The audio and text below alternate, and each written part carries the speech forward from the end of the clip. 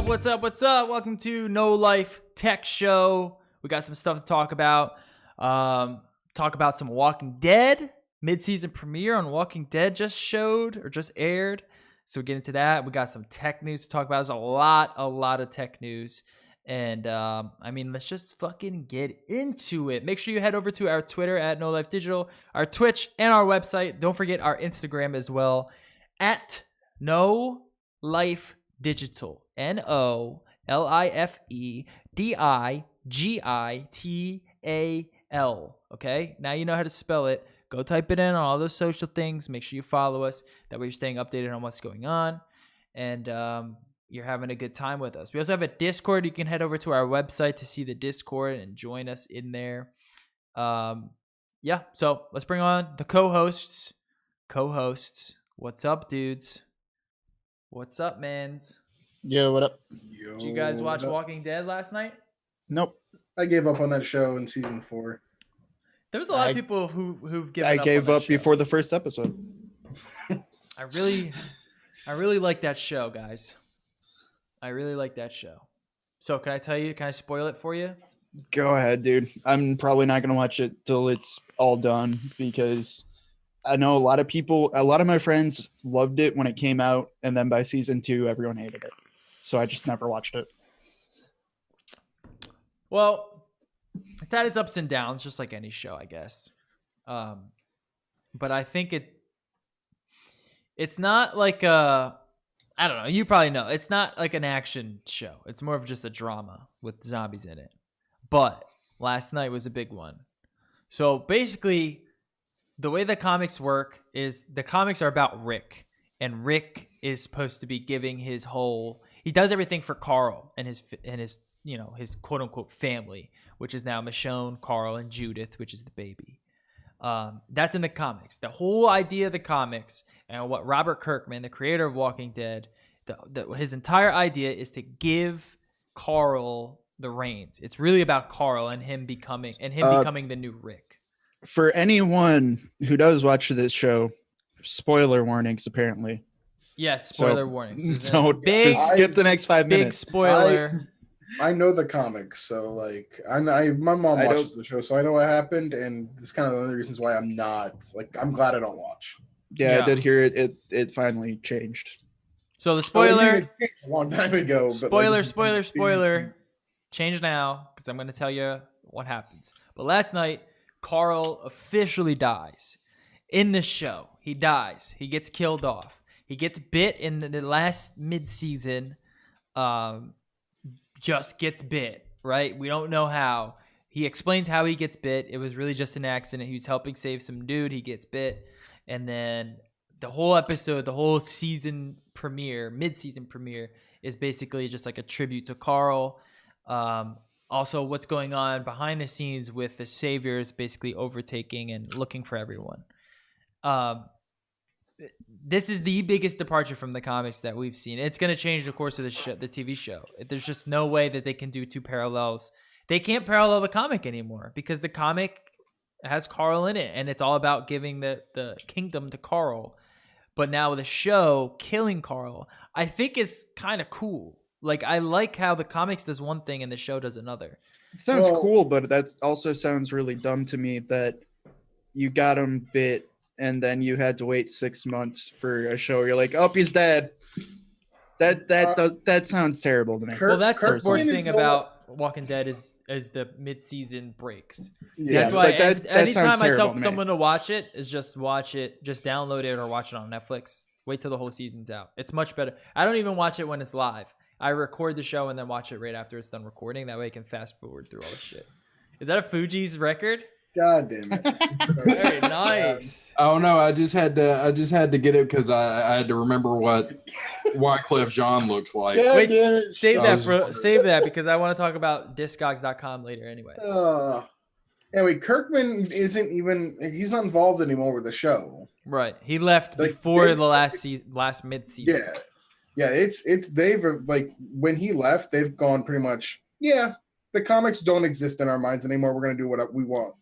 But this is the thing. This is the debate that I want to give. I like the show, and I think the show has done a lot of interesting things that aren't done in the comics. Does the show have to go by what the comics is? Do you think Kirkman is the definitive answer of Walking Dead because he created the series? Or do you think someone like Gimple, which is the other showrunner, do you think he can kind of take the reins and do something interesting with it? You know what I mean? I mean, the deviation, it's been different since day one. Like, Carol, if we're going by comics, she's off in like the first 10 pages. Yeah. She's not the character that she is in the show. Daryl's not even in the comics. I don't mind when they do things like that. Like, Hey, and Doobie, what baby? Yeah. But like there are certain deviations I'm not okay with in terms of like storytelling.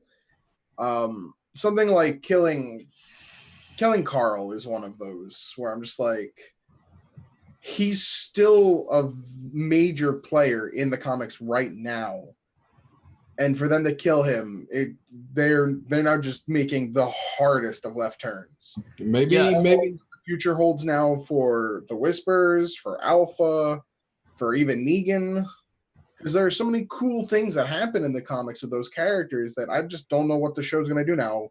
I wouldn't be surprised if they just scrap everything and introduce their own characters now going forward. I think they have to. I think the whole, because if you read behind the scenes of like what happened with Kirkman and Gimple and all that, they basically didn't like a lot of the holes that were in the comics. And like I haven't read all the comics, so there's like flashbacks that happen like later on at the end of the comics, correct? Isn't that kind of what happens with Rick? There's like a certain kind of like, there's like a flashback or something, like they're like one of the comics is in the future, and then there's a big hole in the comics, and they didn't know how to patch that up in the show. So what they did was like, we're just gonna do a different thing here. It reminds me a lot because we know how Kirkman is also, he's like it is his show. He did create it, but he's also like, from what I know, what they were talking about, if it's not his way, then it can't be any other way. I was saying, this reminds me, it parallels kind of what happened in the not earlier days, but like back in the 2000s with anime, specifically like Hellsing, where they produce the anime, the show, at the same time that the writing team is making the manga/comic. And there's a certain point where the production of the show is faster. And they get to a point where they can't keep going at the pace they're going at because they're going to eclipse what they don't know what's going on the page, or there's just too many problems between the two and they have to go their own way. So I see that similarity starting to happen now, and it's caught up to Game of Thrones really hard now because we got to wait like a year and a half to 2 years for 7 episodes because the book still isn't done. And the poor dude's just like, I'm trying to get this fucking gigantic epic novel out. Like it's hard to write something good. It's hard to do an adaptation of something that is currently in production. Yeah. Because eventually you hit a point where your timetables are not aligned and something's going to have to give. Yeah. Yeah, I think it's interesting. I'm waiting out. I don't want to, I got to let this play out with Walking Dead. I'm too invested now. I mean, this show's been on for fucking ever, man. And I've just been following it ever since. So I am interested in seeing kind of how they do this, but they need to figure something out. Like if you're not going to do what the comics are doing, then do something else. Go a different route, have Rick be something else, and just make sure that you do it good. They have the other show, was it Fear the Walking Dead? Yeah. And that's all original, right? This. I don't think that's based on anything in comics. So I wouldn't be surprised if they start incorporating those two together to make like one shared universe that is going to be connected between two shows, because that's what I would do at this point. Or they're just going to do away with The Walking Dead and just go with Fear the Walking Dead. It's cheaper. A lot of the actors on Walking Dead don't even want to be on the show anymore because it's just filming in hot Atlanta every fucking year is just too much for them. Plus, they don't make a lot of money on Walking Dead. Like some of the lower level actors, like, Daryl makes shitloads of money. So does Rick. But all the other ones, I mean, they're trying to do some other stuff with their career. I know what was crazy, what was fucked up about this situation is that Carl just bought a house, like a really expensive house in Atlanta, so he can film and live in the same area and go to school, right? He moved his whole life for this show. I mean, he's been doing it since he was a fucking baby. So he just bought a house. He's getting into schooling there. And then they fucking fired him right after he bought that house. And they did a little interview with him, and he was pretty upset about it. But I mean, it sucks, but that's kind of what happens with these shows. Like, you get killed off, you really kind of feel it. But I think he's going to be a great actor, or I think he's going to have a big future in film and movies. He's a wonderful actor. And this episode was, I think, one of his strongest performances, especially with Rick. There's just a lot of emotion in it. It's pretty crazy because it kind of felt like, this was like the death of that era of Walking Dead, of like it paralleling the comics, the growth of these characters. It was pretty cool. It was a pretty good episode. If anything, this will probably propel the whole insane Rick transformation a hell of a lot quicker than it did in the comics when he just loses his goddamn mind. Yeah. I think that's going to be cool because, like, I love Rick as a character, and like it's hard to watch. Like, if you've been watching since the beginning of Walking Dead, it's hard to watch him like say goodbye to his fucking dying son. Like, it's hard to watch that and not like feel emotion. So I think they can really do a lot with that. But in the future of Walking Dead, I don't know how much longer I'm going to be able to watch it, because they gotta do something good. Otherwise it's just getting too much. Moving on. I bought Kate a MacBook Pro 13-inch non-touch bar for our 10-year anniversary, which was last week. 10 years, guys.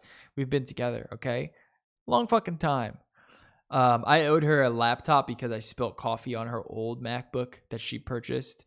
And I don't know if I ever told you guys this story, but this was when I first started doing my other channel. And I was editing a lot at the time. So I had a video to do, and I was falling asleep. It was early in the morning. It was probably like 7 o'clock in the morning. And I'm falling asleep typing this stuff out, doing some editing on her MacBook. It's all I had because my computer was a piece of shit. So I had a cup of coffee, and I'm drinking it and editing it. All of a sudden, I guess I fell asleep, and I woke up, and there was just hot coffee all over my lap. And I'm like, holy shit. And it's all over the laptop. So I'm like, oh my God, she's going to fucking kill me. So what do? I dry it off real quick. I hang it upside down to try to get all the coffee out of it. And I take a blow dryer to it to try to dry it out.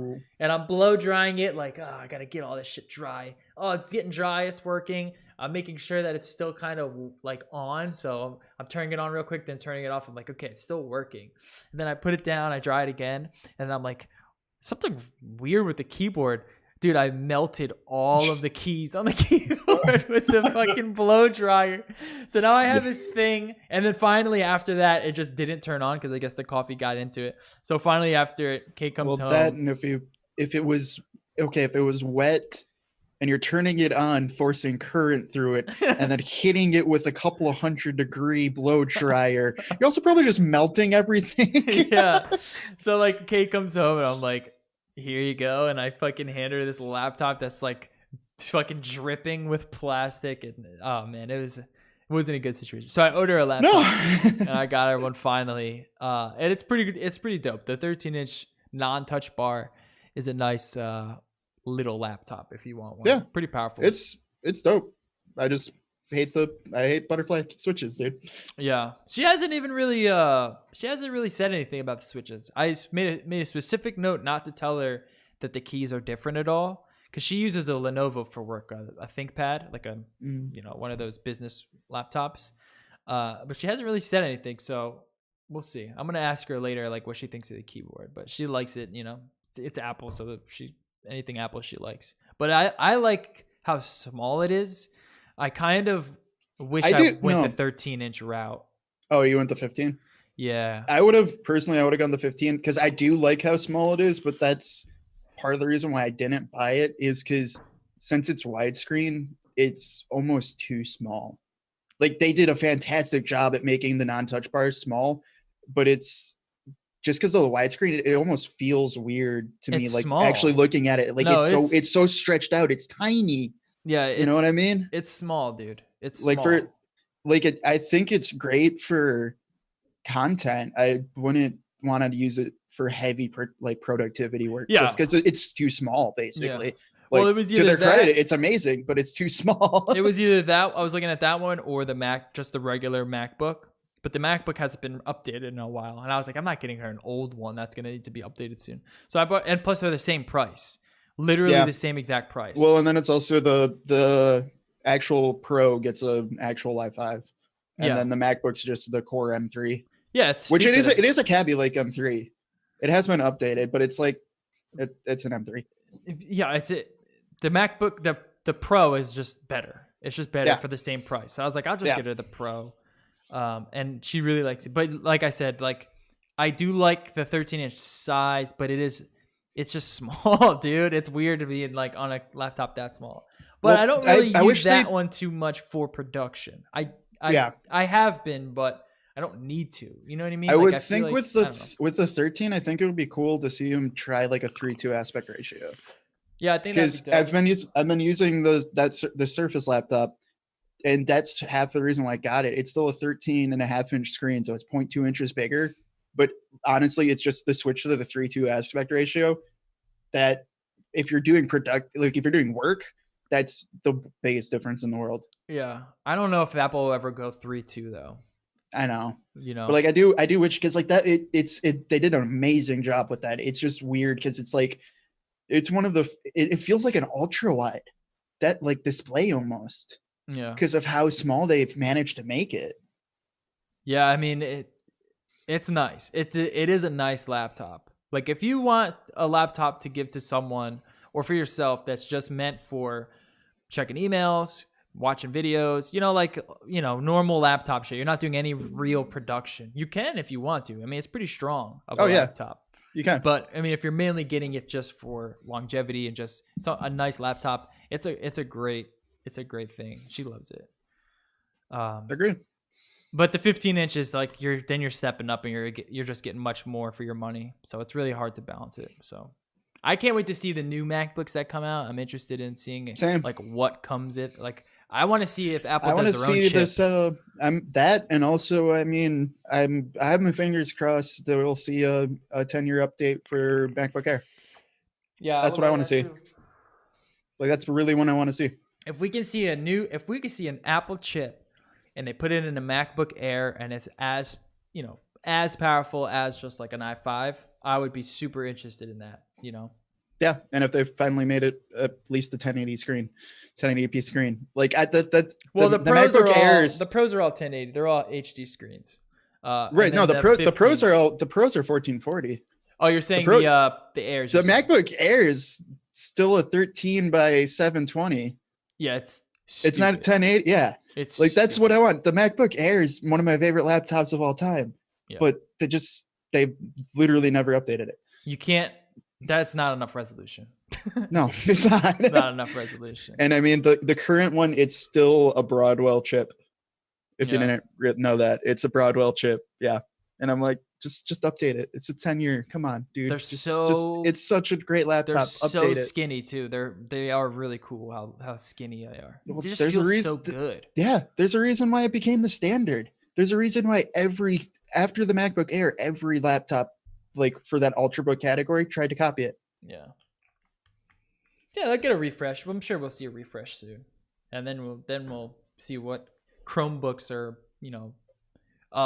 Windows options compete. Because I do like I think Mac as like an Ultrabook. I think Windows as an Ultrabook just works better. Just because you can install any apps that you need on there. You keep it super thin and light. Where iOS is a little bit more heavy-handed. You know what I mean? Unless you're just using it stock, then I think the Windows options are cool.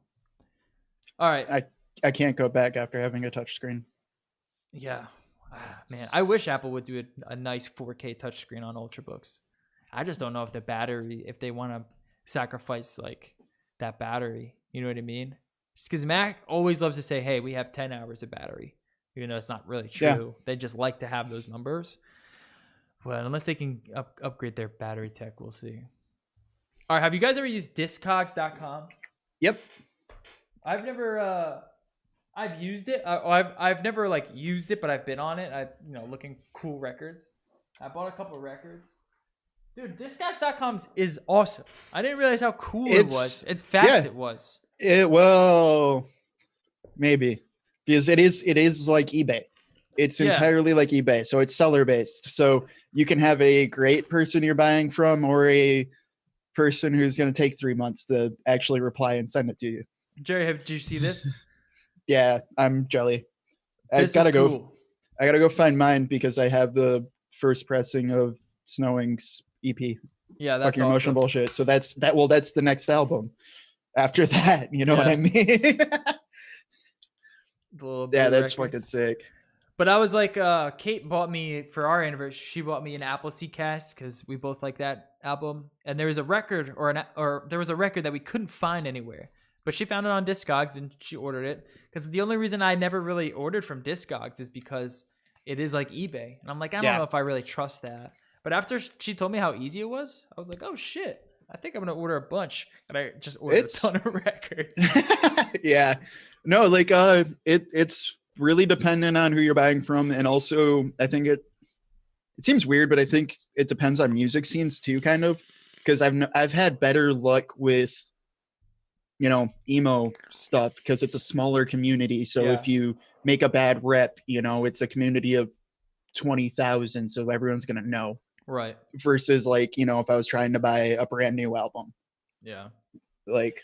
Yeah, that's the thing too. It's like I haven't noticed anything like any weird selling. I did buy one international too. So okay. I we'll see on how that goes. But so far, he sent me my tracking already, so we're pretty good. Because I mean, I got a Snowing album off that, and the dude was cool enough. He threw in a free Swing Set EP. Oh, that's awesome. Yeah, like that. Like there's definitely really cool people on there. It's a great site if you get into the community aspect kind of it. Yeah, I think you need to. Like I told them all, like after they sent me tracking, like they chat like immediately when you make an order, like, hey, thanks for it. I got this on sale if you want to check this out. I was like, dude, send me the shipping. They sent me the tracking over, and I'm like, I'll give you a good review as soon as I get it. So it's pretty dope. I think I'm gonna use it a lot more often. It just makes buying records more fun, Like I do like the record store hunting, but it can get a little tiresome after a while. I don't know if that makes sense, but no, it does, because if you're trying to find like something specific, especially for like our type of music, you know what I mean? Like most record stores, they'll carry like some old shit, but they're not carrying like Street Smart Cyclist. You know what I mean? I got a Swing Set EP. Like I think that band existed for like 6 weeks. Yeah. I've only ever bought one album, like one vinyl, and it was 9 Inch Nails, The Downward Spiral. That's not a bad one. I like me some Trent Reznor. Yeah, I got it a Hot Topic. Of course you did. When I was like 16.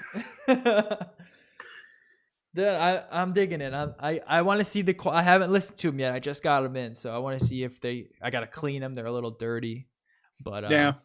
Well, it's cool too because most people that I've noticed will still keep everything original packaging, stuff like that. Yeah. Like there's even like a lyric sheet that's in exactly. there. I was gonna say they keep everything if they're a good seller, and like so it is. It's everything. If it's a lyric sheet, there's a lyric sheet still in it. If there's just like a random. Like one I got, it had a little random drawing in it. Yeah. That like actually came with it because it's from a small band. So they threw in little drawings and the dude kept the little drawing with it. Like that's stuff like that. It's cool. And they're not that expensive. Like some of them are a little pricey if you get the rare mints. But for the most part, like a lot of these are like $30-$40 for like some shit that you're just not going to find. And I think that's really cool. But there was that foxing test pressing that I really, really want. And that one's like $200. And then there was that Snowing one, which is around $200. So you can kind of get pricey, but I think that's part of the fun, though. It will, and it depends on the album too. Because I mean, if it's test pressing, like, cool, dude, there's 5. Or if it's like the Snowing one, it's like, yeah, dude, someone had to literally etch out that yes, this is number 23 ever printed. You know what I mean? Yeah, I think that shit's so cool. But check out Discogs if you have if you haven't gotten into vinyl, I mean, it's like a good time now. Like you can get like those You can Audio get good cheap Technica. record players too. Wait, Yeah, now like the what? Audio Technica ones, the LP60 or the LP120. Dude, they're super cheap and they're a great way to get started. They're not, they're not going to be They're- like a project U-turn, but They're also upgradable. yeah, you change the needle out, they So- sound great. You get a Yeah. little preamp in there, you throw it into some passive speakers, and you got a nice, really good sounding audio system. Yeah, man. I really I came in kind of late on this. I was fixing something to eat because I realized that I haven't ate in over 24 hours now, so I should probably eat. But yeah, like I don't know. I've really been into vinyl pretty heavy for about 2 years now. I enjoy it. It's a nice little hobby. Yeah, It's not same. it's not convenient as like Spotify or something like that. But if you have an album that you really like that you want to own a physical copy of, I think vinyl's the best way to own physical copies. Yeah, and you don't lose like on sound quality like you would with a cassette or a CD. Listening through. Don't like a talk Walkman. shit about my cassettes. Oh my god, I'm so Dude, I'm I still have so many cassettes from just random bands just like handing them out. Like put on a basement show and it's just like, Screamo band from Oregon. I have like 20 cassettes from Screamo bands from Oregon. Like they're I don't- great, but it's just like, all right, dude, sure. I don't fucking get like the resurgence of cassettes. I really don't. Do you want to know why? that- Because that's people nostalgia. No, That's the next it's level because of people will actually buy them. And if you're ever in a band in that situation and you realize, yeah, people are going to actually buy a cassette, you go cassette because the cost to actually print you like 100 cassettes versus Yeah. 100 vinyl. Yeah. Man, Yeah. fucking Ty Segall has released his last like 3 albums on cassette form as well. Yeah, They get the they're, Like, data I don't back. they're fucking super get- cheap to produce. A but cassette costs you sacrifice like everything. 10 cents. Of fucking vinyl costs you like $10 to actually Yeah, the audio make. quality isn't really that great on cassette, and they're annoying as fuck. Like having to wind up like Oh, yeah, they the are. tape But with holes and people pins. buy them. So, I'll not, sell them, guys? Yeah, I don't. I I, don't own- get the I resurgence in that haven't either. been in a band that sold cassettes. I own one cassette, and that is there was like a special thing you got for a VIP code. So you own one vinyl and one cassette. Yep. You're doing it right, dude. I haven't opened it yet either because it's collectors. So What is it? it's Code and Cambria when they did their Neverender tour for their second album. Good Where they did, like, eye sniper. Yeah, That one? yeah. In Keeping Secrets of Good Silent Earth 3. eye sniper. It's the demo cassette. So it's all the demos. you red. I shoot. I also keep this around on close in hand because I just think it's hilarious. Bruce Springsteen. Goddamn. That's a good one. I need to get that on vinyl. Actually, I love that fucking album, dude. I don't care what anyone says. No, dude, I found one at Goodwill like forever ago Dude, when I high Springsteen's school the for like best. 20 cents. And like, I have to have this Nothing near gets me, a party always. started like some fucking Springsteen, dude. Born in the USA. Yeah. What too is this funny not to. bull? Someone wrote bull. Did you write I that? did, dude. What's It's a CBS show that I expected to hate, and it's actually not terrible. It's not great. It's not good. I mean, well, it's kind of good, but like it's not amazing by any means. But I watched 5 episodes of it last night. So, Okay. yeah, Okay. basically it's I've not heard of it ever. it's CBS. So like the only reason why I watched any of it was I was at my girlfriend's parents' house who pay for the CBS All Access thing Uh-huh. because it just came out 2016. There's Yes, only it's 2 5 seasons. free episodes, 5 free full episodes that anyone can watch. Okay. But they actually pay for it. So that's why we were just watching it. And it's not terrible. It's the guy from NCIS, like the younger dude, but he's basically a psychologist who works as a jury scientist. He's just trying to figure out how juries are like going to vote and trying to defend some person to sway a jury to his side. So it's kind of a drama like that. Most of the actors are actually pretty decent though, and surprising amount of them are like former Broadway actors who've been either nominated or won Tonys. So that was kind of cool. Like a lot of them aren't, people you would recognize, but they're all pretty damn good actors. Well, that's the thing. So it's Where cool. I think people don't really appreciate about CBS, NBC, and ABC is, they do get a lot of good actors, like on these shows. Like it's not, some of their sitcoms and stuff might be a little hacky, but for the most part, they spend some good money on these shows. So you're going to get some nicely produced, well-written, good acting shows. They might not be, fucking Breaking like the Bad plots, every show, but right. It's not, but like for a time killer, it's pretty solid. Like, crap. One of the guys was George Washington in Hamilton. If you've ever seen Hamilton. have you seen that? Got a Tony from him. Yeah, it's good. It's a good play if you haven't seen it. But I mean, like, dude, it's a pretty solid show. It's definitely entertaining, and a lot of it's based off of just like this dude being a psychologist trying to, turn the jury to his side. The funniest part about it too, though, because I finally Wikipedia it, so I was trying to find out who all the actors were and things like that. The original writer, the basis and idea of his show is actually based off of the beginning of Dr. Phil's career. Okay. Like that Dr. Phil, because apparently he actually, when he started as a psychologist, he worked as a jury scientist. I'm Dr. Phil. Before he got on with Oprah and et cetera, et cetera. Interesting. Yeah, that Dr. Phil. One show, which is really odd. One show that you might want to look into, it's on Stars, believe it or not. It's called Counterparts. Okay. And it's starring J.K. Simmons. Okay. Yeah, I was gonna say, like the I love J.K. Simmons. Honestly, I was gonna say that show, just to finish, sorry. That show is basically, if you like Criminal Minds, stuff like that, that's basically what it is. It's a decent little just kind of drama show like that. Okay, go ahead. Sorry. No, I didn't want to get my last thought. I thought you were done. My bad. But it has J.K. Simmons, and it's like the plot is, or the minor outline of the plot is like 2%. Like, so they discover this elevator that's actually like a door between a parallel universe, and both of the universes are the same until they discover the door, and one of the universes, like 2% of the population dies of a flu. So Okay. they think that the other world like poisoned them. So they basically, it's a spy thriller is what it is. Imagine a world where everybody has doppelgangers, or a show where everybody has doppelgangers. So not only do you get J.K. Simmons, but you get 2 times J.K. Simmons. Now, does he demand to have pictures of Spider-Man? That's what I need to know.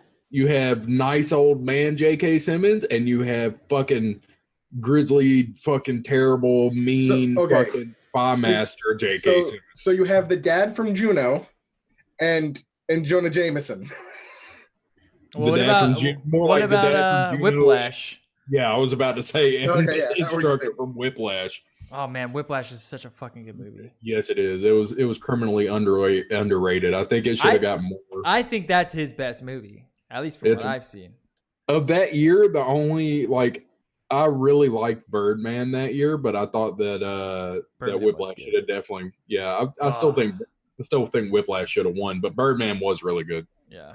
I mean, Whiplash, he was so good in Whiplash. But all right, moving on. We got some news. Farmer Bro Shkreli, a.k.a. Shrekrelli, to be held responsible for $10.4 million in losses, says a U.S. judge. I've been following Farmer Bro since the fucking story broke that he was, raising drug prices, and watching his YouTube channel and listening to him, fight people who, are trying to... Basically, he would have people on his YouTube channel asking him, why he's such a piece of shit and what he's doing is killing people, and he would basically debate them. And I thought it was super interesting that, he's one of the top. He was one of the fastest growing guys on Wall Street, basically one of the youngest pioneers of the investment world.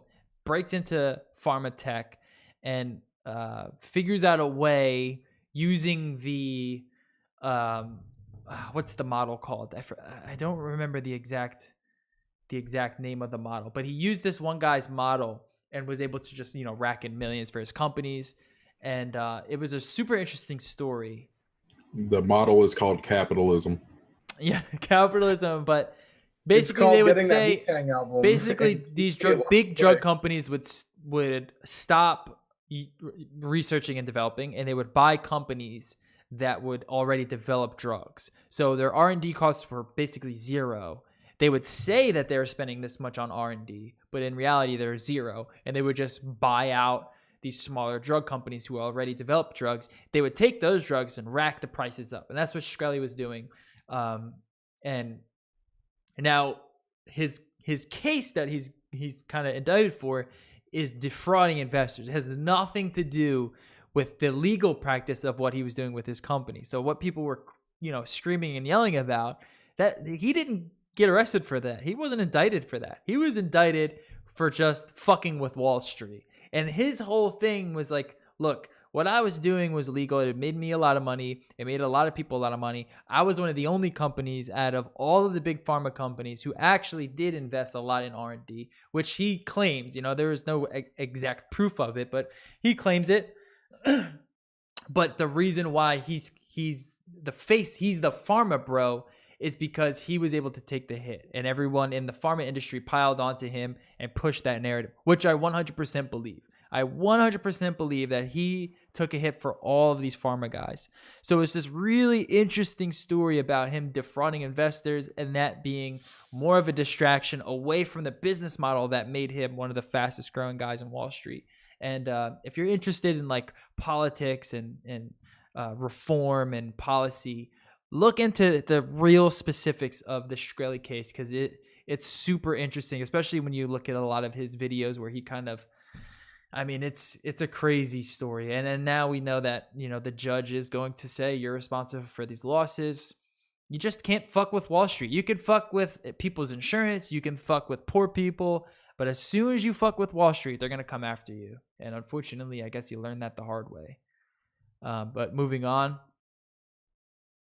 Nvidia GTX 20 series. So we figured it out. It's not the 11 series anymore. It's going to be the 20 series. Hopefully. Supposedly. Yeah. We think.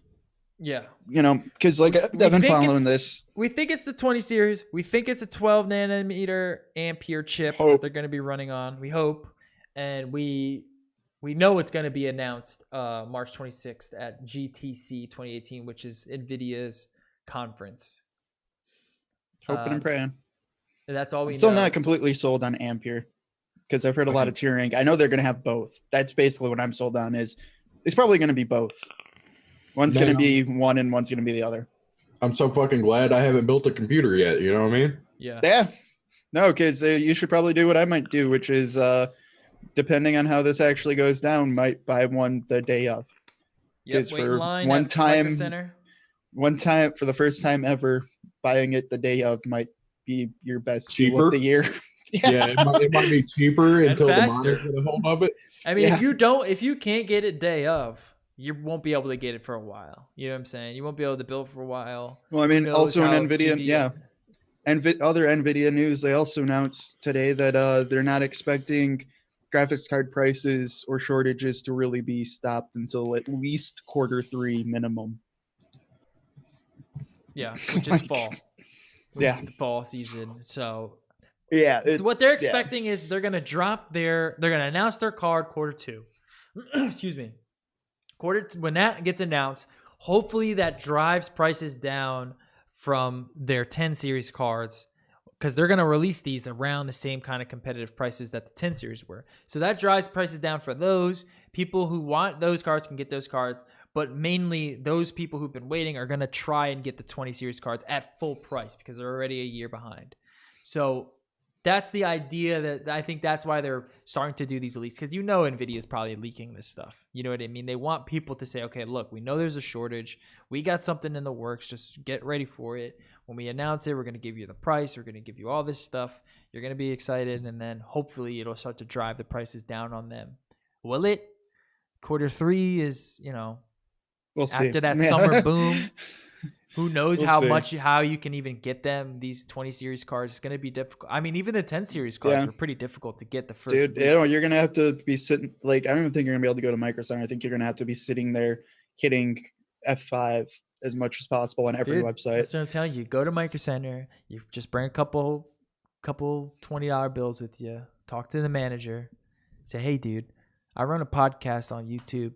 Get you on there. I don't even think they'll have it though, because when they're dropped, it's usually just Founders. So Founders is only sold by Nvidia at first. Usually, it takes like a month or two before it'll get to Micro Center. Yeah, I think you are right about that. I forget exactly when I bought mine, but it was a little bit later. Yeah. So like basically, you're just gonna have to sit there and spam F5. If it comes out at like $400 for the 2070, which rumors say it's going to be a 1080, like a little bit better than a 1080. Hey, dude, yeah, that's going to be the best you're going to get for a while, which is weird, dude, because you're going to have to pay that $50, what used to be the $50 Founders card tax, because aftermarket cards would always come out $50 less than the Founders edition did after they came out. In this market, who knows? They might come out same price or more. I don't know, dude. This is fucking crazy. All right. S9, Galaxy S9 was unveiled, which actually looks pretty cool. It does until you get to the stupid fucking emojis. Dude.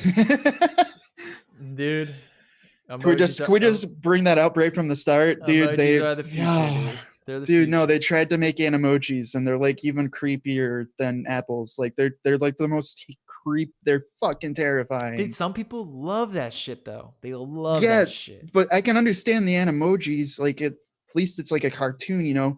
This is like making a horrific, crazy, creepy like sim version of you and animating it. Dude, they're so creepy. They're called AR emojis. Basically, they scan your face kind of like how Apple does it and then turns it into a cartoon, which, no, they're not going to look this good, first of all. Secondly, and then even if they look that good, that looks terrifying. I think it's cool that you can get personalized emojis, though, to you. Like, they make them look like you. Like, what was that one thing that people were That is kind of cool, but this looks like Bitmoji. Yeah, Bitmoji. That's what it was. Yeah, like Bitmoji. this is terrifying Bitmoji, dude. I mean, I think they're fucking retarded, but you know, some people love using their goddamn Bitmojis all the time. I see them all over Snapchat, which is the reason why I don't use it no mo. But I mean, the rest of it is the camera seems interesting because they're doing dual camera. Okay, well, that's the thing I'm gonna talk. All right, so yeah, that seems interesting. But for the rest of it, it's like, okay, this seems like a very great Samsung phone. So outside of that, I mean, it's a Galaxy series. So like it's the S8, but a little bit better. Like the S7, how the S8 was better, a little bit better than the S7, et cetera, et cetera. Sorry. So here, like the big thing with the camera, they're really like saying like this is the reason why you'd want it is for this camera, and the reason why it has a headphone jack. And it has a headphone jack. It has a headphone jack. Might be one of the only phones in 2018 that will have a headphone jack. And I hate it and I love it because now I'm like, oh, I kind of want this because it has a fucking headphone jack.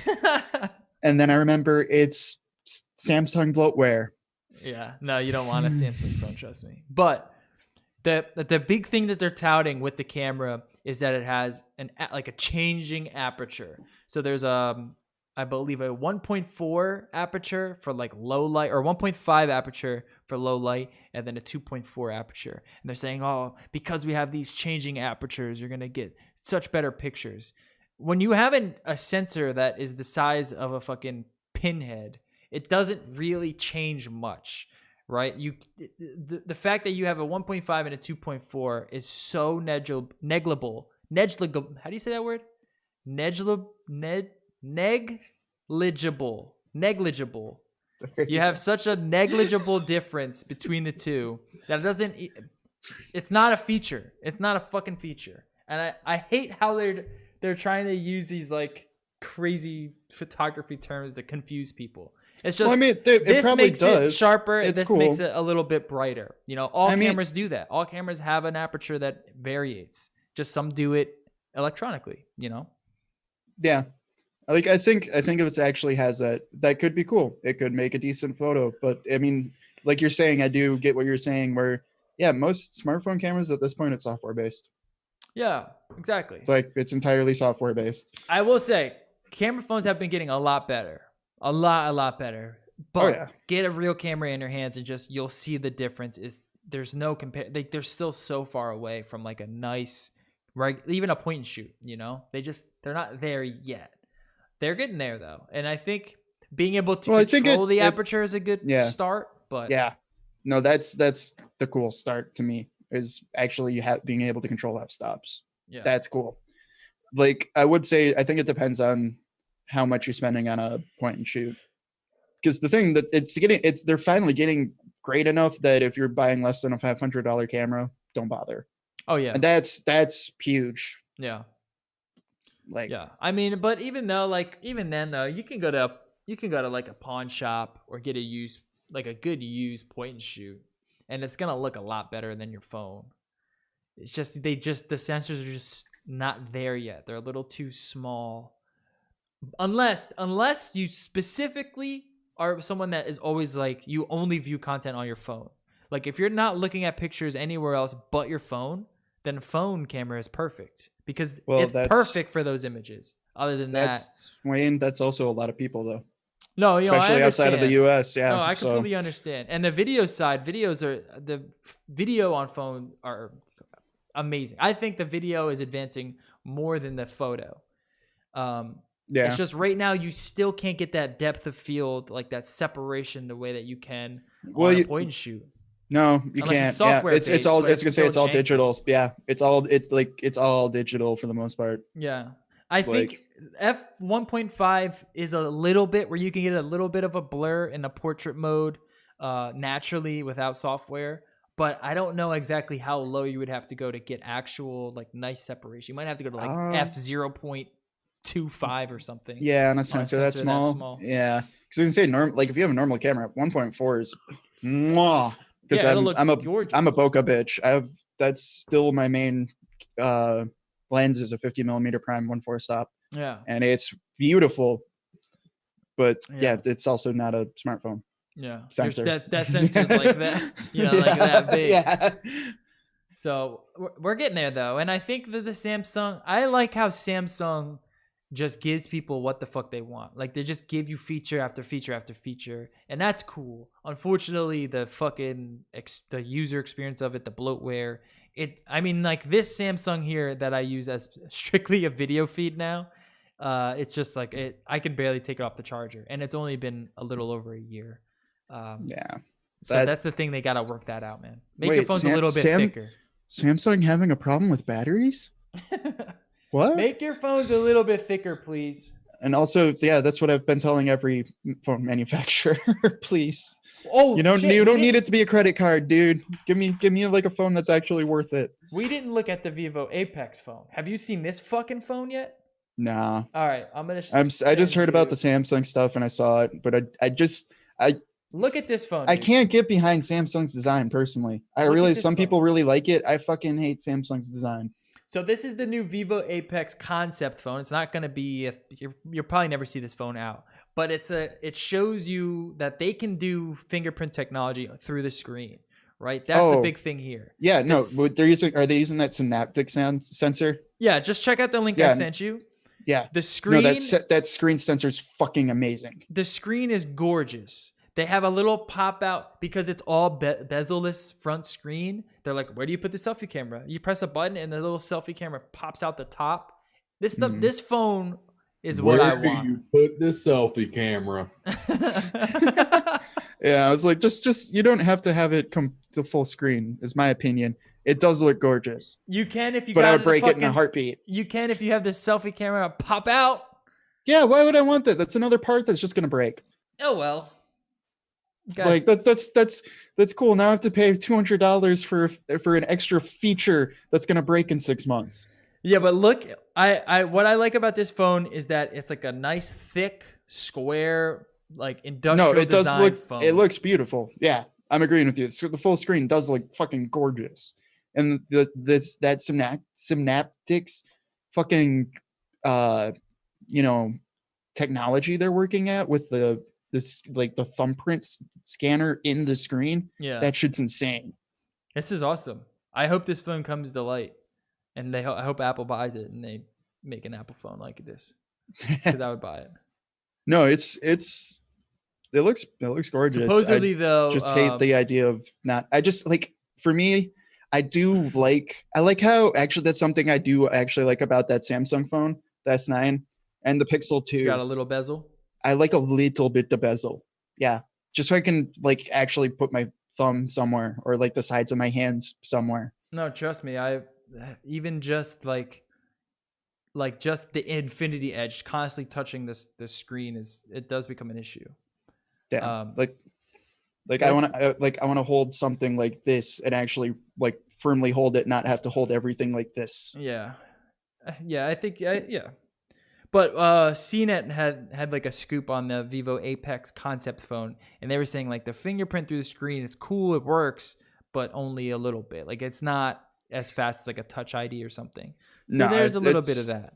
No, it's definitely still early, but it's really cool. I think what they're doing, because even just the fact that they've gotten it working so far, and the Synaptics one's actually working fairly well so far. That's dope. That could be really cool. Say next year. Yeah. I'm thinking next year, maybe the year after that. That could be fucking insane. Yeah, phones are getting pretty dope. Where do you put the selfie cam? Dell XPS 13 2018 getting released, basically the same thing. I don't know. It's updated. There's not much to talk about. Just updated. New hardware. Yeah. It's now Coffee Lake, but they already did Coffee Lake last year because they rushed out of model like 3 months ago so they could have the Coffee Lake, aka Cabby Lake, refreshed, because Coffee Lake on laptops doesn't truly exist yet. So for $2,000 you can get a 4K UHD Dell Infinity Edge touchscreen 13-inch, and I say that Dell probably has some of the best screens. Yeah, their screens are gorgeous. I have a 4K Dell at home, just a monitor, and it's absolutely gorgeous. Color reproduction is perfect. And then the thing that scares me about this though is it can go up to even well over 2K with this gorgeous fucking screen, and it's still an integrated Intel chip. Yeah, that's the thing. There's no GPU, dedicated GPU. Like why? Like I wish they would have refreshed this with. Well, I know they're working on one, but I would wait for the one that they're working on. The 15 that's got have them. The 15. Okay, I'm hoping they'll eventually come out with a 13-inch that have the Vega chip with them. There you go. That's exactly what this is made for. Yeah. Because that will actually power a 4K screen for more than 6 months. Also, they use like this mesh material on the inside of the laptop that I find is a little. I don't like that. I like anodized aluminum.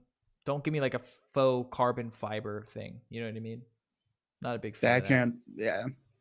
I can't talk. I think a lot of it's subjective. That's the part of the problem. Yeah.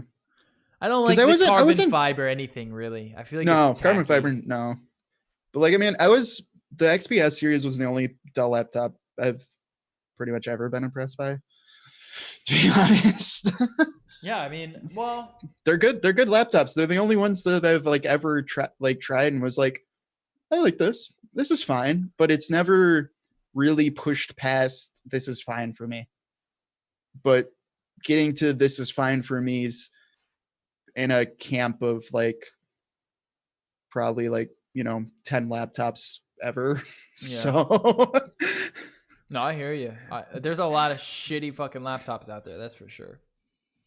Canon has finally released their mirrorless M series with 4K videos, the EOS M50 mirrorless camera. So it's not it's technically not an SLR. It doesn't have a single it's refracting lens in it.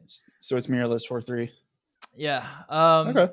The cool thing about it is that it shoots 4K. The bad thing about it is that because it's APS-C cropped already, when you shoot in 4K, it gets cropped again. So if you're shooting at, say, 24 millimeters, which is it's about this close, right? If this is your lens, this is what a 24 millimeter lens kind of looks like. Well, if you're going to shoot that in 4K, then it immediately jumps into this. So that's True. a problem. That's a It big is a- problem. That is, but that's their target market because they're releasing this camera. Literally, it's coming with a 15 to 45 mil lens kit, which it comes with their 2 standard kits and what their main kit. I think they're going to be selling $1,000 video creator kit. They're I going think- after the vlogging market. Like that's which is fine. I think that's cool, but I still think that's too much of a crop for vlogging. I mean, anything more than like 12 millimeters, you're gonna be too close. You're gonna have a 7-inch or 7 feet arms. You know what I mean, or some type of vlogging stick. I think I want to super shallow focal length. I want to see actual footage once we can. Yeah. From it, you know what I mean, and There's then I'll judge it because I can see that. There's some footage I mean, out there. Kai from Digital Rep has it. I'm just happy, like we got a Canon that'll actually shoot 4K. About fucking time. Well, like, affordable 4K. Yeah. Yeah, about time. They're still so far behind Sony in terms of, anyone in terms of 4K. I still think Sony and Panasonic are kings. I don't think anyone should buy this camera right now. Unless you're like me and for some reason have an absurd amount of Canon lenses. And even then, I would still probably tell you to go buy a Sony or Panasonic and just get a lens kit. Yeah. Or, even then. yeah. I don't think this camera is great for someone who just needs a point and shoot that's a little bit better than that, and you have money because it's not that cheap of a camera. Just don't buy this camera. Not yet. Canon's getting there. Okay. Canon has some of the best color. Canon has some of the best lenses. They have arguably the best lens selection out of any manufacturer. That's huge for photography and video. No, I think they do, and that's part of it's because they've also been around for fucking 300 years. They Not just really need to, exaggeration. You get my point. If Canon released a G5, or if they released the Sony's A7R III in a Canon body, then there you go. Then they will have everyone. I guarantee you, all you're gonna see everyone talk about is that camera for the next few months. But they haven't. The Mark D4 is supposed to be like that. They weren't able to do it. Unfortunately, I don't know what they're waiting on. I don't know why they're taking so long to do this. But when they will, I guarantee you, everyone's gonna be talking about that camera. I still want to see some footage from it because it actually has mic input too. No, it looks good. It looks like a good camera. But at that price point, you have such better options. Even if you at that price lenses. At that price point, you can buy a GH5. Yeah. Like, just quit fucking around. Just buy the GH5. Yeah. Or the Sony if you want stills. Yeah. If you want to do both stills, Sony. If you just want to do video, then GH5. I just mean because to me this just screams this is their vlog camera, and to me if you're going for vlogs and that's what you do, that's your main priority, I'd buy GH5. Or if you want like a small camera to shoot with, then there's so many other options. Canon's behind on that market, but they're getting there when this camera shows it. Apple confirms it uses Google's cloud for iCloud. I mean, who doesn't? I mean, it was their Google and then Amazon, basically, right? What other cloud services do people use? What they used to, Microsoft. They used to use most of the stuff through Microsoft Azure. Yeah, Azure was the other one. Yeah, but everyone switched over to AWS. Seems like pretty much. At least that seems to be the best way to go. No, I just still think it's funny because like I have seen a lot of, I wouldn't say outrage, but a lot of confusion just because I don't think a lot of people never realized that iCloud doesn't have its own servers. Yeah, there was a lot of people who never realized that, and I think that's kind of funny. But yeah, I like iCloud and I just purchased the extra space on there because I do use it for when I have to talk to all my Mac products. And that's all it's really good for is like if you have a shitload of images in your iCloud photo library and you just want to have them all everywhere. Other than that, there's other things that you can use for free, really. Like just using Google's Drive is, fine. And cheaper. I'll tell you it's what. The same thing now. Yeah. Cloud storage. Cloud storage has gotten It's gotten a lot better, but it's still a broken mess in my opinion. Well, I haven't had too much of an issue. Like if you go to my, here, I'll do it right now. If you go to my, like my, what are these called? Recent files. I have an Amazon Drive. I have an Adobe Cloud Drive. I have OneDrive. I have G Drive, and I have iCloud. That's on all my Macs. Then So- you have a Dropbox, so you can And I have a actually talk to your Dropbox. iPhone And I have a for the Dropbox. Yep. So I And have then, 6 different fucking cloud storage And then if options. you end up doing working with the business on a contract, you're gonna end up with Box as well, probably. Well, I have you're gonna AWS have- as well for my website. Yeah. There's that. So I have 7, and I pay for the Amazon Drive. I pay for the iCloud. I pay for, I think that's it. And- That's all I pay for. I've also recently come to this realization, and that's why And I actually pay for my big OneDrive as well. Yep, and that's why my next thing is I'm buying an NAS server. That's what I'm thinking. Because I've also gotten to that point where I'm like, yeah, in a year I could have bought 3 NAS servers. I think I'm just gonna get a NAS. I'm gonna do that. I'm gonna get a NAS. I'm gonna dump everything in it, and I'm gonna encrypt the fuck out of it, and that's it. And then I'll have Kate allowed on it, and that's it. You know what I'm saying? Yep. I mean, especially too, like I would say if you're using it, if you have to use it with teams, a lot of these services are still the way to go. If you're a single user predominantly and you're not really sharing a whole bunch of it, dude, just buy a Western Digital MyBook. It's $160, 2 terabytes, And the thing and you is, can get too, it from like, anywhere. Most Like- of their free options are just they're enough. They're enough for what you need. That too. Like if I was gonna say if the free options aren't, because once you start getting deep in the cloud, I mean the cheapest I can think of off at the top of my head is probably about $10 for a terabyte. No. It's There's a cheaper little than that. cheaper. It's There's cheaper cheap. than that. Well, I if think you're it's just if you're just for like if you're just getting a single terabyte, no. it gets more expensive.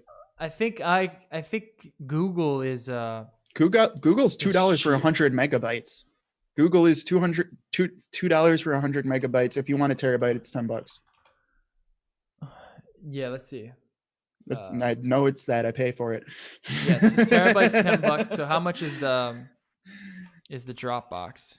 Because I remember one being Dropbox pretty is like fucking 20 cheap. now. I Yeah. remember one being pretty cheap for like 1 terabyte. Maybe it was iCloud. There used to be, and you can get them in like lifetime deals cheap sometimes, but a lot of them are starting to get to the point where it's like, yeah, I can build a NAS server for $200, yet I'm paying $120 a year on multiple services. Yeah, I'm definitely. Yeah, I've I gotta always rethink wanted. that. I always wanted to get a NAS. I just never chalked up the fucking money for it and gotten it. But I think I'm gonna do it. So iCloud's 2 terabytes for $10, and I think OneDrive is even cheaper, if I'm not mistaken. Yeah, but then you have to deal with Azure, which has gotten a lot better, but I'm still not the biggest fan. Yeah, I just use it all just to store. I don't really ever fucking transfer too much shit out of them. If I just like instead of having a hard drive where I just dump all of my raw files, I just do that all on OneDrive and just let it sit there. Which I used to use Amazon Drive for because they used to have unlimited for fucking $60 a month with Prime, which was the best, dude. That you could have unlimited cloud storage with Amazon with your Prime membership, and then they fucking nix that as soon as people were filling up their drives immediately. Yeah. Like, yeah, cloud storage gets stupidly expensive, and it's still, don't get me wrong, dude. If you have to work with teams, it's still the best fucking thing in the world. But if you're keeping one for yourself predominantly for like backups, just your own stuff, if you're a content creator, get an NAS. Like, get a NAS type system, build it yourself, or buy a Western Digital. Get an ass type system. An ass type? An ass type. I just mean, if you're a power user, you're using a terabyte or more, it's just cheaper in the long run. It really is. Yeah, any regular user wouldn't really need a NAS. I mean, you could just get a hard drive and just carry it with you. But there's not many situations I can think of other than being a photographer or videographer where you're gonna need to always have on you like 10 terabytes of storage at your fingertips. To always have on you an ass. You know, who needs that? I mean, no, but I like it for programming work just because, yeah, chances are I couldn't be using at least 5 different computers every day, and some of them aren't mine. So I love that, but yeah, a lot of uses. It's just great for backup. Yeah, just dump it back up in there. Yeah, like I abuse Google Drive just because it's quick. If I like cool if I have a main program I am working on or website, it's just the easiest way to have it instantly accessible on everything. So that's great. Hey, man, you just got to remember to back that ass up. I can keep going. Please, Like, continue. I've been sitting over here biting my tongue for a little bit now. Oh, I'm glad you dropped the ass on us, dude. Yeah, I know. I was glad to hear that Wayne was going to allow Kate to be on his ass. All right, so this is a cool little piece of software that I want to show you guys. If you're Mac centric, it's called OneCast. Basically, you could stream your Xbox games to your Mac, which is cool. I'm telling you guys, cloud gaming, it's the future. Like, imagine being able to store your games on a fucking ass drive and then play them virtually in the cloud on any device, like your phone. No, that is the dream. Mac. Except it's really expensive still. Yeah, it is expensive.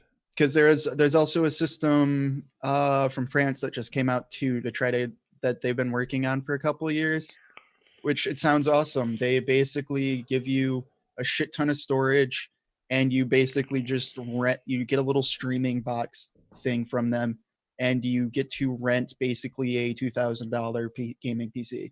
How much to is just stream anything to? It's like I think it was like $60 a month. It was not cheap. Pricey. Yeah, it's pretty pricey. I know some are like it's like a by triple the X hour. game. Yeah, it's a triple X game a month. Some are like by the hour, like $10 like every hour or something. I want to say Liquid Sky, I think was the name of it. Let me double check. Yeah, Liquid Sky. So you could check that one out. But they've been doing it for a while too.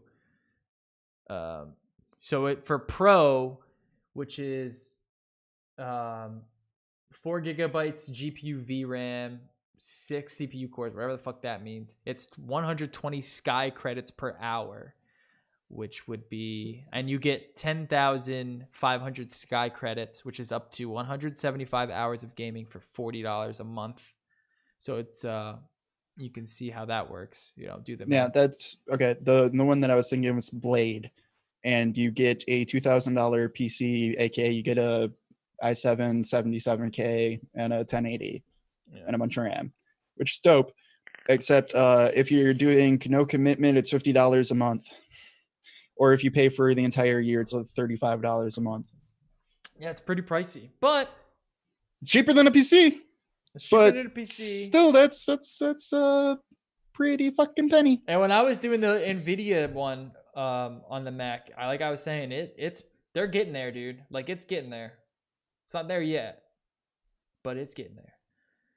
There's iPhone rumors, iPhone X Plus. Oh, it's $50 for the streaming service to rent the computer, and then but you also then you also have to have the box that it can only stream to, that you can either rent for $10 a month or buy for $140. That has to be connected to a minimum of 15 megabytes per second internet. Oh, well, that kind of makes sense. It does, so you have but to connect your box to your PC, or you just connect? No, the box it's to just the a box to a TV. It's a one of those mini little AMD CPUs. What's this called? The Blade. But yeah, no, you connect that to the internet, and welcome to America. I hope you have 15 megabytes per second internet, but realistically, you might not, unfortunately. And it can only connect via Ethernet, no Wi-Fi, and you then have to pay even more money on top of your $50 a month. Or you can use it with an Android or Mac app. Interesting. It's interesting, but it's like, why? Well, I can see Like, how dude, they cool, want I you can to run a- buy their box. Yeah, 'Cause if and it like if not, dude, you can get that Samsung Galaxy S9 and then use it to stream a Windows 10 virtual machine so you can play Fortnite on your new S9. well, what I'm saying is like if the box encodes their stream in a different way that makes it like better, then that makes sense. You know what I mean? Like how Nvidia Shield kind of does that for the Nvidia GeForce Now or whatever it's called. Yeah. That would kind of make sense, but that's expensive, dude. I don't know if people are going to be doing that because then you got to buy the games. The games aren't free. You Yeah. know what I mean? And you got to pay for the internet. Yeah. No, this is it, like I'm saying, at the end of the day, this is like a, getting closer to a $200 a month investment. Yeah. All right. Like if you're actually buying games for it too. And then I mean, it's weird too, because like how long, like, okay, so I'm renting a PC that I don't have access to. So like, let's say I buy this game, so I have to give you my Steam key? Do I keep my Steam key? Do you technically now have rights to this game, or do only I? How do you install it? Like, how long does it take for you to install it? I don't know, dude. Well, There's so many weird questions I know in with there to me. Nvidia, you basically it has Steam in there, and you just log into your Steam account, and then just download it on that virtual machine because you have to download the game on the virtual machine before you play it. That's what I'm guessing is kind of like that, but that also just opens up another weird thing of like how many people do you want to give your Steam info to? Right. That also possibly presumably has access to your credit card to buy the games. Very true. So this is Apple's rumors. iPhone X Plus. Where is this? Apple is working on a second generation 5.8-inch OLED iPhone, a larger 6.5-inch OLED iPhone that can be thought of as the iPhone X Plus, and a lower cost 6.1-inch iPhone with an LCD display. So there you go, a little bit bigger. Gives a shit. Yeah, that matches the rumors I've heard mostly. The one that's most interesting to me is the LCD one, to be honest. I like the OLED. I would just like the regular iPhone X if they could just update it a little bit. No, I do, like it's not because of the OLED. It's just the idea of the LCD one's supposed to be cheaper. Yeah. Yeah, Probably a and lot that cheaper. seems interesting. I mean, we'll see how much cheaper. So that one could be interesting to see what they do with that. Like if they could do the same type of display with the fully bezel-less display, I think that'd be cool if it was LCD. We wouldn't really be able to tell the difference, because my phone's LCD. It looks fucking great.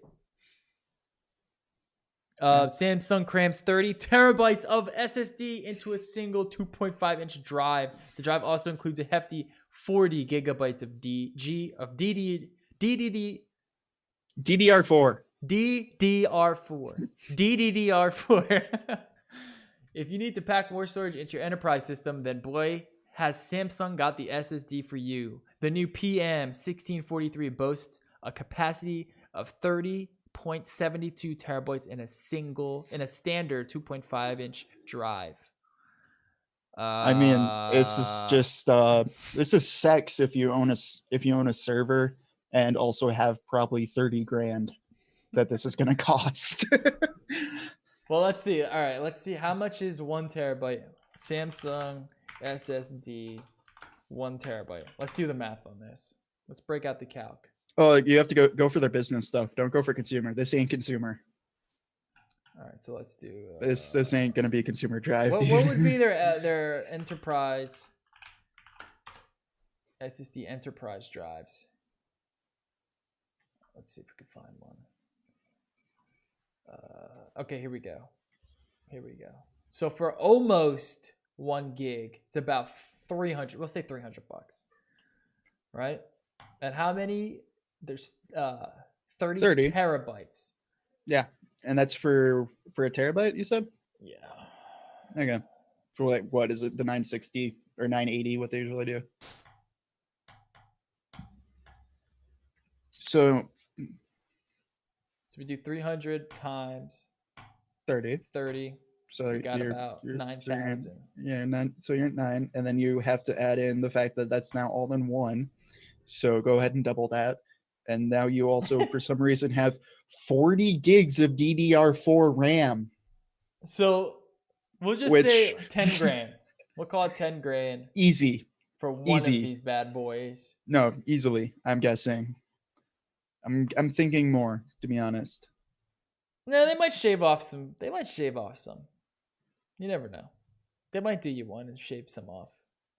I mean, I would hope, but They started making the drives in January, and that it will follow the 30 terabyte unit with a 15.36 terabyte, 7.68 terabyte, 3 terabyte, 2 terabyte, 1 terabyte, and 800 gigabyte versions. Oh, man, that's insane. 30 terabytes. I want to know the price. I want to know exactly what they're going to be charging these for, because that would be pretty cool to have if it was cheap. If it was like $500, I'd buy one. Yeah, same. But nope. All right. Well, the banana phone is back. Banana phone. Banana phone. Banana phone. I mean, this is the dumb. We were talking about this before the show. I think this is the dumbest. I hate when companies release shit like this. I want to get the actual picture of it. Where is it? Okay, yeah, the one they released 2 years ago that's half that size came out at 10 grand. Oh, really? Yeah. So that's why I was thinking like 2025. There you go. Yeah. Plus the RAM and having it all in one. Yeah, sorry. That it's yeah. Well, if you're enterprise, you ain't. I mean, no, if you're running a server, It's a running a tax server, write-off. this is like, I wasn't kidding. This is the best thing in the fucking world. If you are a heavy development server, Yeah, 'cause like then you or just need heavy one. dev studio, Just get one. Well, no, you'd still probably want to fill a server with it, but you could sell it then. Mm. Well, what about this banana phone, dude? You gonna get one? No, Why not? It's yellow. I mean, don't get me wrong. It looks cool. I think it looks cool. It's not $800 cool because I never. You know what? Here, my controversial statement of the day. I liked the first Matrix, but I was never in love with Matrix. Any What of them? did you say, boy? What you say about Matrix, boy? Yeah, I mean, it's definitely a overrated series. It's done a lot for film, but I mean, let's be serious. Does anyone remember what the fuck happened in Matrix 2? No. No, because it was terrible. Yeah, I remember what happens in Matrix 2. What happens? They go to get the key maker. Who is the key maker? What is Who his? is What does he do? How does he have the keys? There was no Matrix movies after the first one. That was the only one. There was the Matrix, and then there was Animatrix. And Yeah, the Animatrix was the only other thing, and then there was the game Enter the Matrix. Oh, Which was great. Don't play that. Path of Neo. Which was great, by the way. But I might send this to some of my friends who still use dumb phones because they might be interested. Trap phones? Yeah, dude. What does it run? Does it just run like its own OS? No, that doesn't run on OS. it's just whatever it. Well, no, it'd probably be the Nokia, like their old S7 S series. It'd probably be Symbian. Yeah, the old Symbian, maybe. Because I know that with the update, they're supposed to be putting a 4G connection in it, but it's not like a smartphone, so it's just gonna have like whatever their old Symbian browser is. I'm guessing. They call it the Smart Feature OS. That's what they call it. So there you go, Smart Feature OS. You're just gonna get whatever Nokia apps are, which I'm not sure. I haven't had a Nokia. I mean, like You never had a Nokia? Well, I haven't used a Nokia in fucking, I don't even know how Dude, long. Symbian used to be pretty good. Let me rephrase For the that. time. Never used a Nokia since smartphones. Yeah. That's what I'm saying. Like, I had Nokia, I don't know, flip phone. I don't know what model it was. And then once like the iPhone came out, I kind of went iPhone. It wasn't as good as Razor. Palm OS, but Symbian wasn't terrible. Yeah. No. It's better than Windows Mobile. I mean, like Nokia was like a powerhouse in telecoms, right? Like it was a fucking powerhouse. And this is kind of how you want to make a comeback, is with a goddamn banana phone. Oh no, they've been dead for a while. They got sold to Microsoft like 4 years ago. Oh, Microsoft owns Nokia now? Sort of. They own Lumia.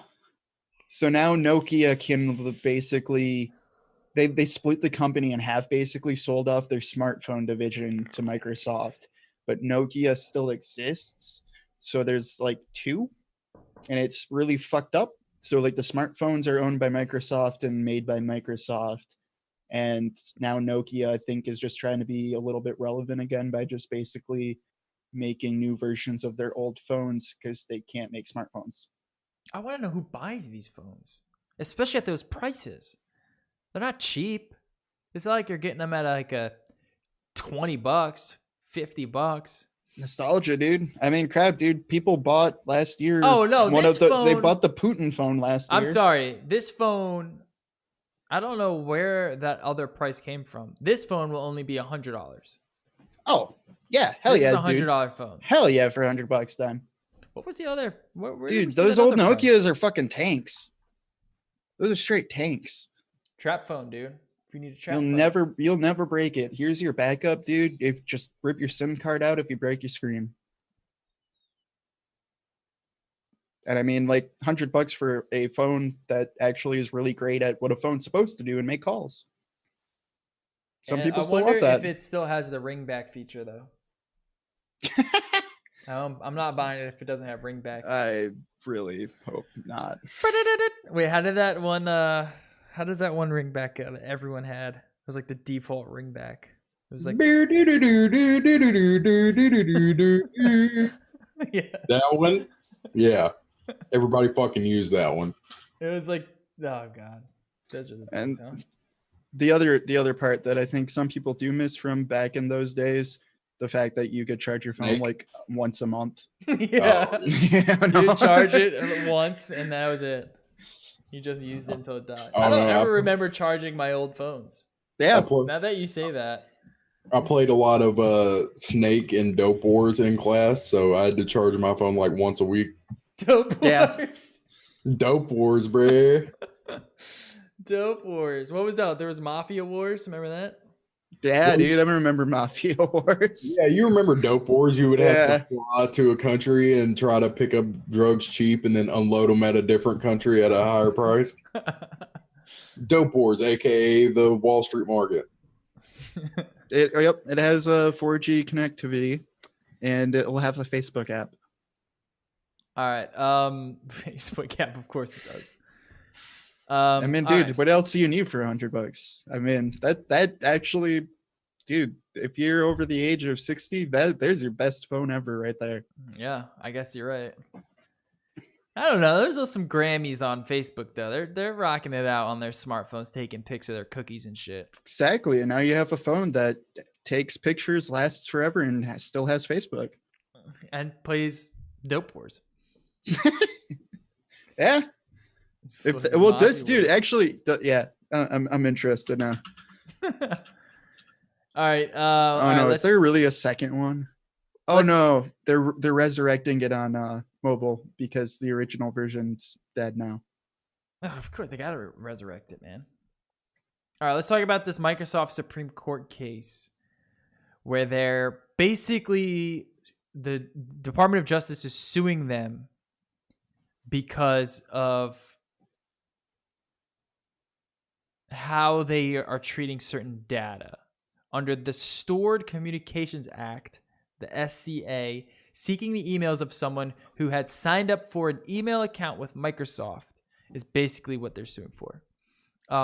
So what happened was the Department of Justice needs to get this dude's emails. They contacted Microsoft and said, what'd they say, Jerry? They said that they could give them all the access that they have in the United States only. Yeah, they gave them, okay, what they told them is, cool, we'll give you the metadata that is held in the US. All of his actual email is held in Ireland, you're going to have to go to Ireland to get that data because it's on a server that's in Ireland, which DOJ obviously did not care for. Right, because they're probably like, well, you're the company that we need to get in the guy's emails, right? So we need to figure out how can we prevent this from ever happening again. We're going to have to take it into law. It's got to go to the Supreme Court. That way, if the United States government ever needed to get into someone's email and they couldn't, well, then the company should be held responsible. And Microsoft is fighting that. So this is pretty landmark case. And there are a bunch of other little studies. Like there's this Cloud Act where this company is basically trying to minimize this as much as possible, because once things are in the cloud, then who knows who owns what? You know, how can you even regulate that? How do you find someone's emails? You can't. You know, it's a company in the US can hire someone that's in Ireland that can store all their data in Iceland, you know, in a server in Iceland.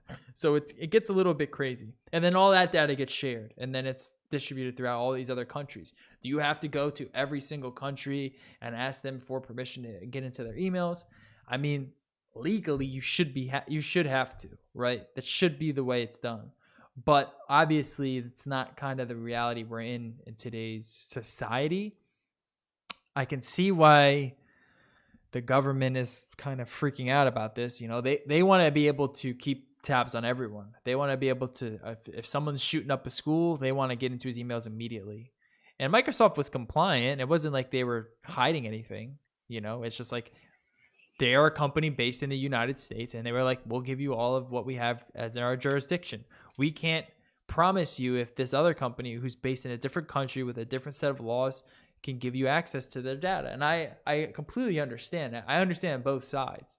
I think it's a very interesting case, and I think it's going to be a landmark case for what data is and how the government treats data. Big data, man, it's getting crazy. It's interesting to follow.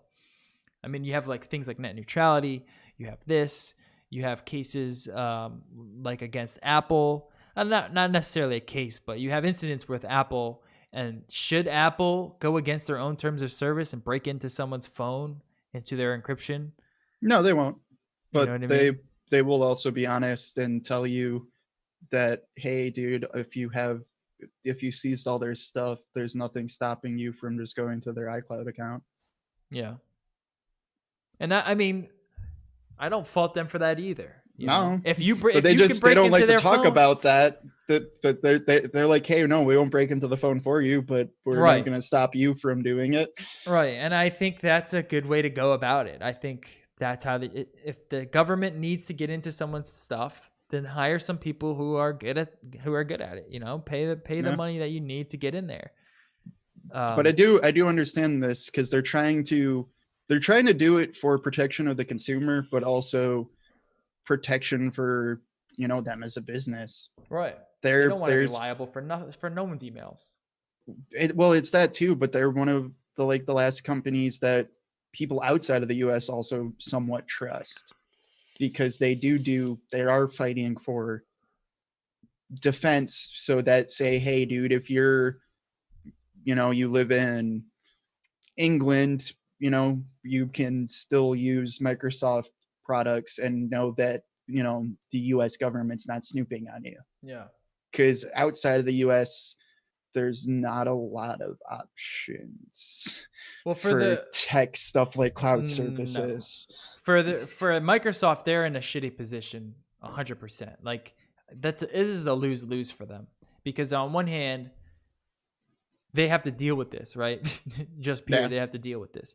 Secondly, they have to make it seem like they're super strong against privacy, against their consumers' privacy. Like they can't at all give any leeway to the government. They can't say, okay, well, we'll let you look at these emails if this and that. They can't do that. They have to say no, you know, and then that leads them getting sued all the way up to the Supreme Court. And now they have to go through a fucking Supreme Court decision, which is huge. And it all relies on them. Huge and also kind of interesting and scary, because this obviously affects a lot more than Microsoft now. It'll affect, I mean, anyone. if it's Supreme Court, it's law. It'll affect anyone. That's then the precedent for all American businesses when it comes to cloud services. And cloud is The the cloud's future, everything right now. Or right now, yeah. The cloud's Guess everything. what? All of your medical data is online, probably. Everything. Yeah. Everything, man.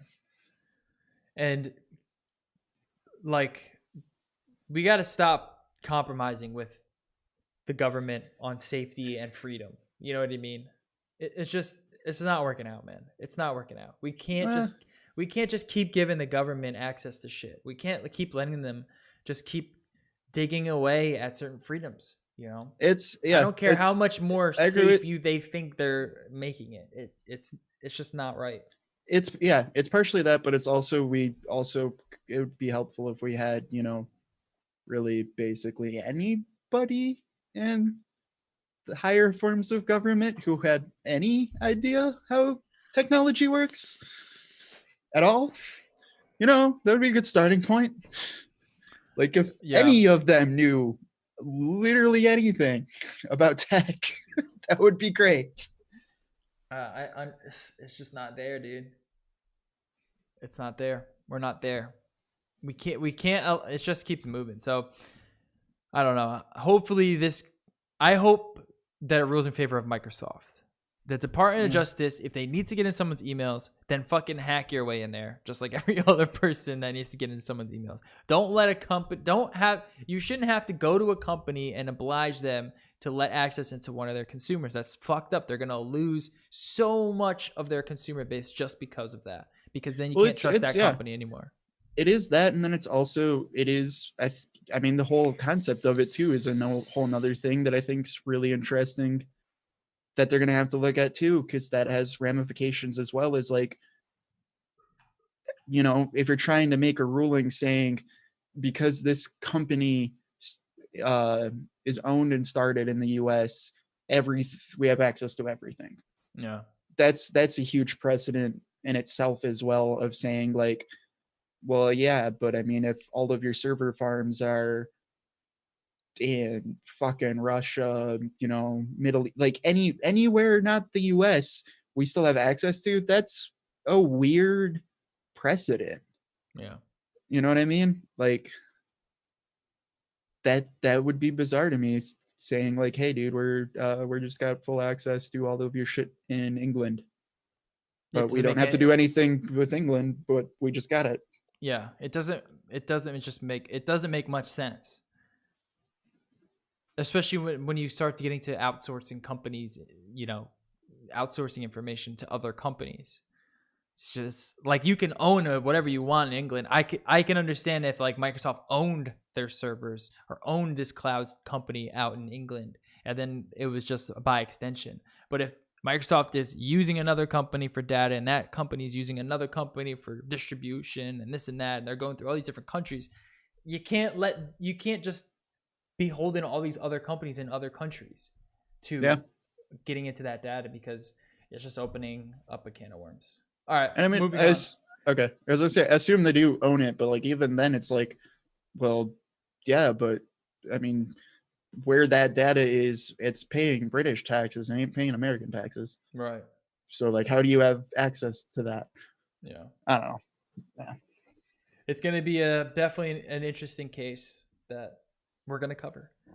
So stay tuned to No Life for the riveting coverage of the Microsoft versus U.S. government Cloud Computing Information Act. Lastly, Coinbase tells 13,000 users their data will be sent to the IRS soon. Yes, if you haven't heard, we've been covering this as well. This is the first year where you need to be filing your crypto profits to the IRS. If you're not, if you're going to be skirting the issue, make sure you're covering your tracks. Okay, they're snooping around. Wouldn't be using Coinbase anymore. That's for sure. Pay your fucking taxes. Yeah, just pay your taxes. Just don't do that. Just pay your fucking taxes. Yeah, and I can imagine some of you are making some hefty profits this year, and you know that new McLaren you just bought, that new house on the water you just bought, that new corner office in Midtown that you just bought. IRS knows that. They know that your job at Mickey D's ain't paying for your McLaren. All right. So and pay you your should taxes. also pay your taxes. And you know what? If you don't pay your taxes, also guess what? You're probably not going to have a road to drive that McLaren down. But if you're not paying your taxes because of, I don't know, you're trying to get around things. I mean, don't get me wrong. I love loopholes, but this is past the point where there's a loophole. Yeah. Yeah, If you're you know what not I mean? paying your taxes, then you better have some shell companies that you're funneling your taxes through. You better And have some international account. I mean, you got to be doing it like the top dogs do it if you're playing and with you crypto. better have never used Coinbase. Yeah, if you have, Like- then definitely pay your taxes. Yeah, They already know. like- Coinbase and PayPal. And Yep. PayPal sends all your shit over to the IRS as well, man. They know everything. I don't care if you're sending it through friends and family. You got to pay your profits on it. Yep. And that is our episode of No Life Tech. We'll catch you guys next week on Monday for No Life Gaming. Make sure you follow us at No Life Digital and our website, No Life Digital, and our Instagram at No Life Digital. We'll catch you guys later. Just follow us, man. Look at all this awesome stuff, all this awesome content on the website now. We're rocking and rolling. Got articles. We got, just look at the website real quick. Got a video section, a new gaming section, new tech section. We even have a podcast section where you can listen to all our episodes and our past episodes in one place, as well as some subscribe links. You can see right here. Here's the Discord.